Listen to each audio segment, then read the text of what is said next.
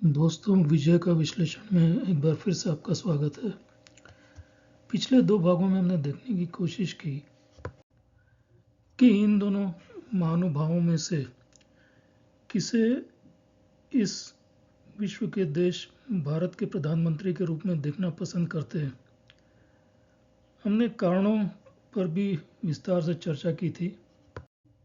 साथ ही हमने यह भी देखा था कि कुछ देश तो मोदी जी को प्रधानमंत्री के रूप में किसी भी हालत में देखना पसंद नहीं करते थे। उसमें से एक देश की संदिग्ध भूमिका के बारे में हमने विस्तार से चर्चा भी की थी।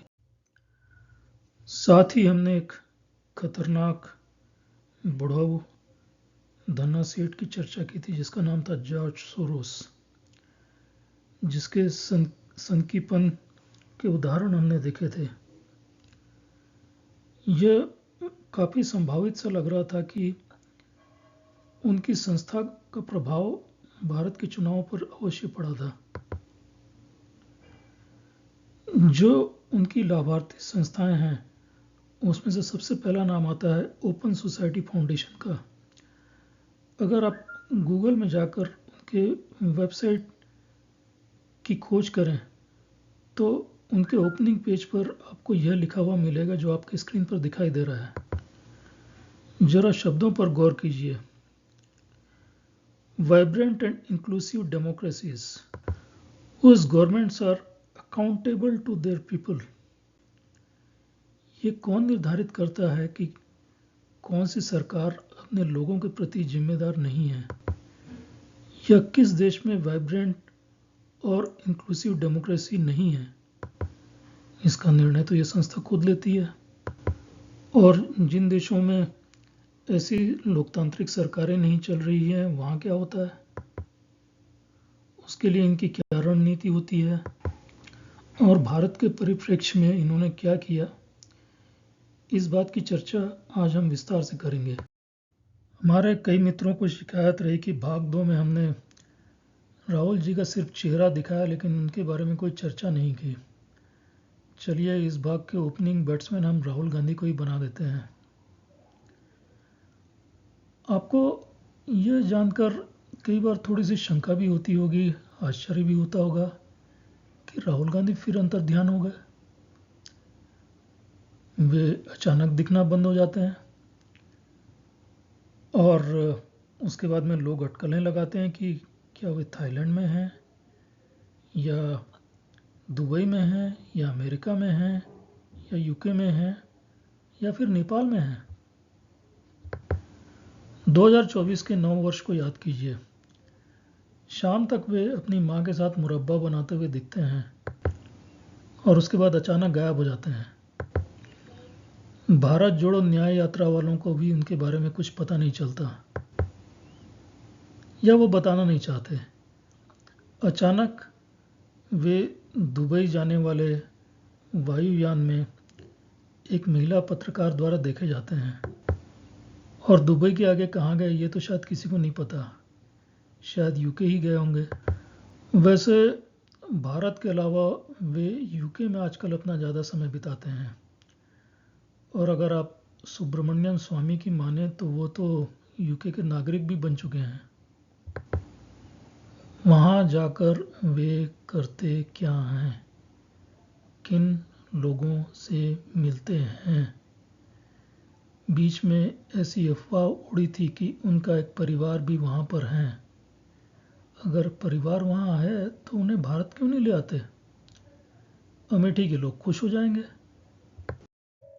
जनवरी में राहुल जी लंदन गए थे और अभी 40-45 दिन गुजरे ही थे कि फरवरी के महीने में एक बार फिर से उन्हें लंदन से बुलावा आ गया। न्याय यात्रा में एक दीर्घकालिक अल्प विराम लग गया। सब कुछ इतने आनंद फानंद तरीके से हुआ कि कांग्रेसी प्रवक्ताओं को भी समझ में नहीं आया कि मीडिया के प्रश्नों का क्या जवाब दें। जिन्हें अंतर्ध्यान होना था वो तो अंतर्ध्यान हो गए। पहले कहा गया राहुल जी अपने लोकसभा क्षेत्र वायनाड जा रहे हैं। अचानक उनका गंतव्य बदल जाता है और पता चलता है कि वे यूके में कैम्ब्रिज विश्वविद्यालय में एक लेक्चर देने जा रहे हैं और वे 1-2 दिनों के लिए नहीं, पूरे 10 दिनों के लिए जा रहे हैं। कैम्ब्रिज वालों ने सिरे से नकार दिया कि ऐसा तो कुछ होने जा नहीं रहा है और राहुल जी को किसी ने बुलाया भी नहीं है। फिर कहा गया नहीं, वो कोई एक निजी कार्यक्रम आयोजित किया गया है, उन्हें अपने सहपाठियों से मिलना है। जरा सोचिए, यहाँ वो भारत जोड़ो न्याय यात्रा में चल रहे थे और अचानक उन्हें कोई उससे भी ज़्यादा महत्वपूर्ण कार्य याद आ गया। हर बार सवाल यही उठता है कि राहुल जी यूके क्यों जाते हैं, किनसे मिलते हैं, क्या रणनीति बनती है, क्या कार्यक्रम होता है, वे इतने गुपचुप तरीके से क्यों जाते हैं। हालांकि ठीक है, सिक्योरिटी के हिसाब से तो उन्हें, सिक्योरिटी वालों को तो उनकी शायद खबर होगी, खुफिया विभाग को भी इसकी जानकारी होगी, लेकिन सब चीज़ें एकदम गोपनीय तरीके से होती हैं और यहाँ लोगों को कुछ पता भी नहीं चलता। यहाँ वे जिन 2 लोगों के साथ में चल रहे हैं, एक को तो आप जानते ही हैं। समय मिले तो जो महिला उनके साथ चल रही है उनकी पृष्ठभूमि का भी पता लगाइए। उनकी जब तक होने वाली लंदन यात्रा का एक सुराग तो उस डॉक्यूमेंट में मिलता है जिसका जिक्र हमने भाग 2 में किया था। उदाहरण के लिए पिछले कुछ समय से वे जातीय जनगणना की मांग कर रहे हैं। इस चमकदार सिक्के को उन्होंने इस चुनाव में भी खूब उछाला। वैसे उन्हें जब तक कोई नया बंदर मिलता है उसे वे हर जगह नचाते रहते हैं। जातीय जनगणना भी उनके लिए एक नया मुद्दा ही था। जब देखो तब, जहां देखो वहां। अगर उस डॉक्यूमेंट की माने तो उन्हें जातीय जनगणना की प्रेरणा फ्रांस के एक लेक्चरर से मिली। जेफरलट क्रिस्टोफ की पृष्ठभूमि ही कुछ वैसी ही है। उन्हें भारत से कुछ ज़्यादा ही प्यार है। वे भारत के प्रति अपनी शोध करते रहते हैं और इसकी फंडिंग कहाँ से होती है? वही George Soros, open society foundation. तो ये है वह दस्तावेज जो चुनावों के दौरान आया था, लेकिन चुनावों की आपाधापी में ये कहीं खो गया। पिछले भाग में मैंने आपको समझाया था कि सरकने वाले नैरेटिव्स कैसे गढ़े जाते हैं, कितने भारी भरकम होते हैं और उसके लिए कितनी फंडिंग की आवश्यकता होती है, कितना समय लग जाता है, कितने डेटा जुटाए जाते हैं, कितनी कॉन्फ्रेंस होती है। यहाँ आप देख रहे हैं कि ओपन सोसाइटी फाउंडेशन अकेली नहीं है। ऐसी न जाने कितनी संस्थाओं का मकड़ जाल सा है जो एक दूसरे की सहायता करते हैं, एक दूसरे के सहयोगी हैं, एक दूसरे का हाथ पकड़कर चलते हैं, लेकिन लक्ष्य सभी का एक ही है। यहाँ हम सिर्फ एक उदाहरण से समझने की कोशिश करते हैं। आप सबसे नीचे देख रहे हैं हेनरी ल्यूक फाउंडेशन। तो हेनरी ल्यूक फाउंडेशन के संस्थापक हेनरी ल्यूक कौन थे? किसी जमाने में वे टाइम पत्रिका के एडिटर इन चीफ हुआ करते थे, मुख्य संपादक। हालांकि आज टाइम पत्रिका कहती है कि उसका हेनरी ल्यूक फाउंडेशन से कोई लेना देना नहीं है, लेकिन आप टाइम पत्रिका के हाल फिलहाल में प्रकाशित लेखों पर एक नज़र डालिए। आपको साफ नज़र आएगा कि हेनरी ल्यूक फाउंडेशन की छाया आज भी टाइम पत्रिका पर कितनी असरदार रूप से हावी है। यहाँ हम एक सरकने वाले नैरेटिव की बात कर रहे हैं। जैसा मैंने आपको समझाया था, सरकने वाले नैरेटिव कितने गंभीर, कितने भारी भरकम, कितने असरदार होते हैं, लेकिन उसके लिए उतनी ही फंडिंग की जरूरत पड़ती है, समय भी काफ़ी लगता है। यहाँ आप देख रहे हैं कि हेनरी ल्यूक फाउंडेशन कोई एक नैरेटिव को आगे बढ़ा रही है और देख ही रहे हैं कि उसके लिए कितनी फंडिंग की जा रही है। उस नैरेटिव के बारे में मैं ज़्यादा कुछ नहीं कहूँगा, आप विषय वस्तु पढ़कर ही समझ जाएंगे। हेनरी ल्यूक फाउंडेशन किस तरह के प्रोजेक्ट्स में पानी की तरह पैसा बहाते रहा, किस तरह के रिसर्च को बढ़ावा देते रहा, उसकी एक बानगी आप यहाँ पर देख सकते हैं। देखकर ही साफ जाहिर हो जाता है कि भारत में धार्मिक सौहार्द के लिए सबसे बड़ा खतरा क्या है। ये किस तरह के नैरेटिव्स गढ़ रहे हैं। इतना ही नहीं, हेनरी ल्यूक फाउंडेशन ने $1 लाख का अनुदान एक ऐसी संस्था को दिया जिसका नाम है रेस्ट ऑफ द वर्ल्ड, और वो किस तरह के रिसर्च करती है और किस तरह के लेख उनके द्वारा प्रकाशित किए जाते हैं, इसकी एक बानगी आप देख सकते हैं। तो आप देख सकते हैं कि डिजिटल वर्ल्ड की छाप हमारे मन और मस्तिष्क पर कितनी तेजी से बढ़ते जा रही है। डिजिटल रणनीति और डिजिटल रणनीति की कार्ड बनाई जा रही है और इस कार्य के लिए पानी की तरह पैसा बहाने के लिए लोग तैयार खड़े हुए हैं। लेकिन जब ये पैसा बाहर से आता है तो क्या हमारी चुनावी प्रक्रिया में दखलंदाजी नहीं है। राहुल जी अकेले नेता नहीं थे जो चुनाव के दौरान यूके गए थे। एक और बड़ा खिलाड़ी यूके में था और वो तो वहाँ काफी लंबे समय से जमा हुआ था, करीब 4 महीने। गया तो था आंखों के इलाज के लिए, लेकिन क्या गुल खिला रहा था, किन लोगों से मिल रहा था, क्या रणनीतियां तैयार हो रही थी, ये शायद किसी को नहीं पता। लोग तो कहते हैं कि वो आंखों के इलाज के लिए गया था, लेकिन यहाँ विभव कुमार के आंदोलन के लिए वो 3 घंटे करीब धूप में बैठे रहा। यहाँ आप उन्हें प्रीत गिल के साथ देख सकते हैं और ऐसी फोटो खिंचाने में उन्हें कोई झिझक या शर्मिंदगी महसूस नहीं हो रही है। पंजाब के चुनावी नतीजों का विश्लेषण हम पहले भाग में कर ही चुके हैं। ऐसा क्यों लगता है कि चुनावी प्रक्रिया के दौरान एक पटकथा सी चल रही थी। याद कीजिए, पिछले 4-5 सालों से जब भी संसद का कोई सत्र शुरू होने वाला होता है, उससे पहले कोई ना कोई बड़ा बखेड़ा खड़ा ही हो जाता है। कभी हिंडनबर्ग, कभी पिकोसिस।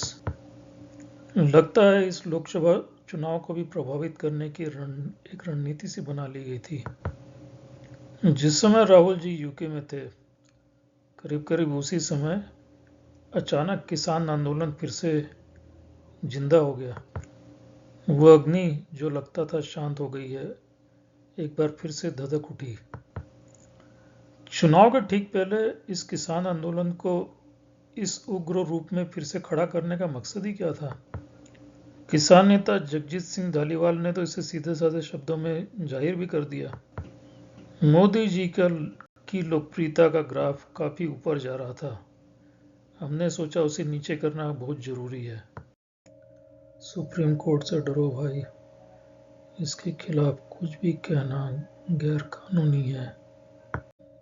चुनाव के ठीक पहले सुप्रीम कोर्ट ने एक बड़ा धमाका कर दिया। इलेक्टोरल बॉन्ड पर ऐसा फैसला आया जिसने देश की राजनीति में भूचाल ला दिया। सुप्रीम कोर्ट द्वारा दिखाई गई शक्ति की शायद कोई मिसाल नहीं मिलती। उसने सरकार को घुटनों पर ला दिया। ऐसा नहीं था कि केवल बीजेपी को ही इलेक्टोरल बॉन्ड्स मिले थे, एक बड़ा हिस्सा तृणमूल कांग्रेस को भी मिला था। कांग्रेस तीसरे नंबर पर रही, लेकिन उसको मिलने वाले अनुदान की रकम भी कोई कम नहीं थी। लेकिन माहौल इस तरह बनाया गया जैसे फायदा केवल बीजेपी को ही हुआ हो। यह समझ से परे है कि चुनाव के ठीक पहले इस तरह के फैसले करना कितना न्यायसंगत था। बड़ी से बड़ी और छोटी से छोटी सभी पार्टियों को चंदा मिला था और कुछ पार्टियों को तो चंदे की जरूरत ही नहीं थी, जैसे आम आदमी पार्टी। खबर आते ही सोशल मीडिया पर नैरेटिव्स बनाने का खेल शुरू हो गया। सारा का सारा आरोप बीजेपी पर लगा दिया गया। बीजेपी ने गाजर और डंडे दोनों का उपयोग किया। अगर सरकारी तंत्र के माध्यम से ईडी सीबीआई के माध्यम से सरकार वसूली गैंग चला रही थी, तो पश्चिम बंगाल में तो ममता बनर्जी के पास में बंगाल पुलिस थी। क्या ममता ने भी वहां वसूली गैंग चलाया? और महाराष्ट्र में तो उद्धव की सरकार में एनसीपी, कांग्रेस, शिवसेना तीनों थे। और सचिन वाजे को तो कोई भूल नहीं सकता। अनिल देशमुख लंबे समय तक जेल में रहे। तो जहां अनाधारिक रूप से वसूली गैंग चल रहा था, वहां आधारिक रूप से वसूली गैंग चलाने में उन्हें कौन रोक सकता था? और कांग्रेस की सरकार तो छत्तीसगढ़ और राजस्थान में भी थी। तो क्या वहां की पुलिस वसूली गैंग चला रही थी? क्या वहां की कंपनियों को जो प्रोजेक्ट मिले उन लोगों ने इलेक्टोरल बॉन्ड नहीं दिया? यह सिर्फ नैरेटिव्स गढ़ने का खेल था और इसमें बीजेपी पिछड़ गई। बाल की खाल निकालकर यह तर्क प्रस्तुत किया गया कि इलेक्टोरल बॉन्ड सिर्फ बीजेपी के लिए ही बनाया गया था और बाकी सारी पार्टियां तो दूध की धुली थीं। आखिरकार इलेक्शन कमीशन ऑफ इंडिया को ट्विटर कंपनी से हाथ जोड़कर यह विनती करनी पड़ी कि इलेक्टोरल बॉन्ड से संबंधित सारे के सारे ट्वीट हटा दिए जाएं। लेकिन कांग्रेस को इससे भी तसल्ली नहीं हुई। चित भी मेरी, पट भी मेरी।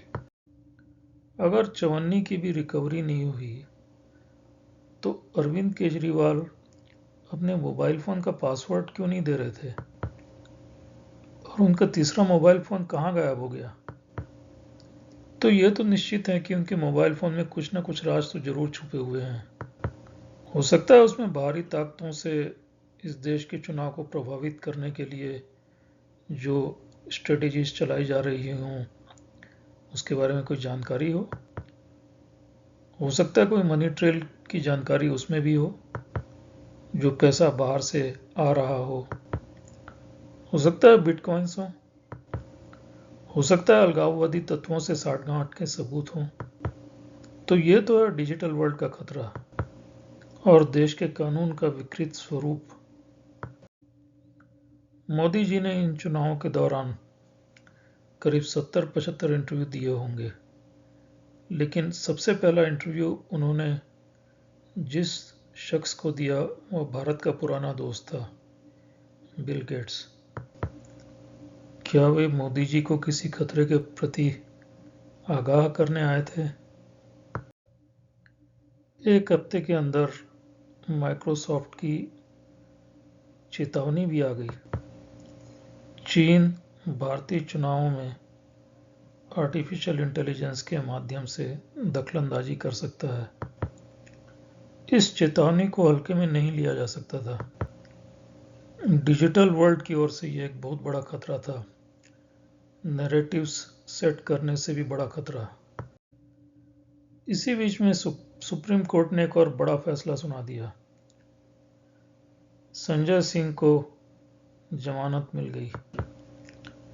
हालांकि उन्हें सशर्त जमानत मिली थी, लेकिन बाहर आते ही उन्होंने उन शर्तों की धज्जियां उड़ा दी। संजय सिंह के बाहर आने से आम आदमी को कितना फायदा हुआ ये तो पता नहीं, लेकिन बीजेपी की इमेज पर एक जबरदस्त चोट पहुंची। फैसला तो था न्यायालय का और ये एक न्यायिक प्रक्रिया के तहत आया था, लेकिन इसे जोड़ा गया राजनीति से।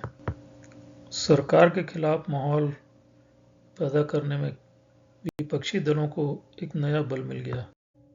इसी बीच 2 चरणों के मतदान के बाद जब मतदान का प्रतिशत कम हुआ तो ट्विटर पर एक जबरदस्त हैशटैग चल गया। इस कम मतदान को मोदी जी की घटती हुई लोकप्रियता से जोड़ा गया और इसका सीधा सा मतलब था बीजेपी की हार। बीजेपी के पास बहुत कमजोर से तर्क थे। गर्मी ज़्यादा पड़ रही थी इसलिए लोग बाहर नहीं निकले। शुक्रवार या सोमवार को चुनाव हुए तो लोगों को लॉन्ग वीकेंड मिल गया। अगर वोटिंग परसेंटेज ज़्यादा होते तो इसे भी मोदी तो गयो के हैशटैग के रूप में ही चलाया जाता। देश में परिवर्तन की लहर है इसलिए ज़्यादा मतदान हुआ, और जब मतदान प्रतिशत कम हुआ तो उसे भी मोदी की घटती हुई लोकप्रियता से जोड़ा गया। यानी ट्विटर पर ट्रेंड तो चलाना ही था। अब ये निश्चित तौर पर जांच का विषय हो सकता है कि क्या सारे के सारे पोस्ट भारत से किए गए थे, और अगर भारत से किए गए थे तो क्या वे करवाए गए थे।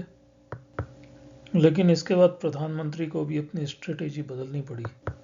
जहां रणनीति के तहत वे सरकार की उपलब्धियां गिना रहे थे और उसके आधार पर वोट मांग रहे थे और मोदी की गारंटी लोगों को बता रहे थे, अचानक उन्होंने जो रणनीति बदली वह बीजेपी के लिए ही घातक साबित हुई। हालांकि मैं कोई चुनावी विशेषज्ञ नहीं हूं, लेकिन उन्होंने भी देखा होगा कि जातियों के आधार पर वोटों का बंटवारा किया जा रहा है, और उन सब को बचाने के लिए वे मुस्लिम तुष्टीकरण को बीच में ले आए।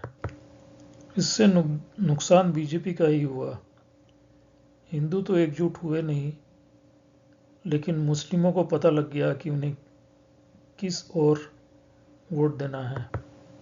मुस्लिमों का एक अंश जो बीजेपी को वोट देता था वह भी बीजेपी से दूर हट गया। हालांकि जैसा मैंने कहा, मैं कोई चुनावी विश्लेषक नहीं हूं, मैं कोई पंडित नहीं हूं, और मेरी समझ बहुत ही सीमित है। और एआई के डीप फेक्स का खतरा सामने आ ही गया जब हिंदी के दो बहुचर्चित सितारों के डीप फेक वीडियो सामने आ गए, जहां वे अपने समर्थकों से किसी पार्टी के लिए वोट देने की अपील करते हुए दिखते थे। कहां से आए थे ये वीडियो, कहां बनाए गए थे? ऐसे न जाने कितने वीडियो चल रहे होंगे। ये तो वे बहुचर्चित अभिनेता थे जिन्हें किसी न किसी ने बता दिया होगा, लेकिन अनेकों प्रभावशाली व्यक्ति तो इस बात से अनभिज्ञ ही होंगे कि उनका कोई वीडियो बनाया गया है।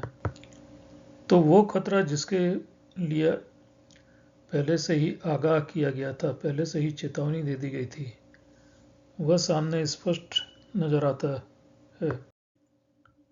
और तो और थोड़े ही दिनों में अमित शाह जैसे कद्दावर नेता का फेक वीडियो सामने आ गया। जब देश के गृह मंत्री का ही फेक वीडियो सामने आ जाए तो यह बात समझी जा सकती है कि खतरा कितना बड़ा था, कितनी बड़ी धोखाधड़ी चल रही थी। वैसे आपने कई वीडियो देखे होंगे व्हाट्सएप पर या इधर उधर, जहां पर किसी नेता विशेष को जनता वोटिंग करते हुए दिख रही होगी, या किसी के समर्थन में जबरदस्त भीड़ उमड़ती हुई दिखाई दी होगी, या किसी की गाड़ी से ईवीएम मशीन निकल रही होगी, या कहीं से नोटों के बंडल मिल रहे होंगे, या किसी की गाड़ी में ड्रग्स मिल रहा होगा, या कोई गैर जिम्मेदाराना बात कर रहा होगा। पिछले बार हमने व्हाट्सएप और अन्य सोशल मीडिया के साधनों के बारे में देखा था कि उनके उपयोगकर्ता कितने ज़्यादा हैं। तो ऐसे फेक वीडियो से हुए असर की कल्पना ही की जा सकती है। और भारत में फैक्ट चेक करता कौन है? जो कंटेंट परोसा जाता है लोग उसी पर यकीन कर लेते हैं। और इसी बीच सुप्रीम कोर्ट का एक अजीबोगरीब फैसला सामने आ गया। अरविंद केजरीवाल को बेल मिल गई। हालांकि केजरीवाल ने जमानत के लिए कोई अर्जी नहीं दी थी, वे तो अपनी गिरफ्तारी को चुनौती दे रहे थे। फैसला ऐसा अजीबोगरीब था जिसे अभूतपूर्व कहा जा सकता है। तो मित्रों, मुझे तो लगता है कि इस चुनाव में दखलंदाजी अवश्य हुई है। इसके कई साक्ष्य साफ साफ दिखाई देते हैं। वैसे जांच करा लेने में क्या हर्ज है? अगर दखलंदाजी ना भी हुई हो तो यह सब साफ साबित हो जाएगा। वैसे मैं विपक्ष के द्वारा किए गए प्रयासों को कम नहीं आंक रहा। उनकी सफलता वाकई अभिनंदन के योग्य है। जिस विषम परिस्थितियों में उन्होंने चुनाव लड़ा, जैसी रणनीति बनाई, एकजुट हुए भी और नहीं भी हुए, कई जगह अनपेक्षित जीत दर्ज की, कुछ राज्यों में समीकरण ही उलट दिए। निश्चित ही ये उनकी बहुत बड़ी उपलब्धि है, लेकिन फिर भी अगर चुनाव में दखलंदाजी हुई है तो यह देश के लिए एक बहुत बड़ा खतरा है। तो मेरा तो मानना है कि जांच अवश्य होनी चाहिए, और दखलंदाजी का सबसे आसान और सुगम तरीका है आईटी इंडस्ट्री, सूचना प्रौद्योगिकी। चाहे वो बिटकॉइंस के माध्यम से पैसा ट्रांसफर करना हो, या देश के बाहर से नैरेटिव सेट करना हो, या आर्टिफिशियल इंटेलिजेंस के माध्यम से फेक कंटेंट बनाकर उन्हें वायरल कराना हो। इस चुनाव के बाद अब देश को सजग होने की आवश्यकता है। बस इतना ही मेरा कहना है।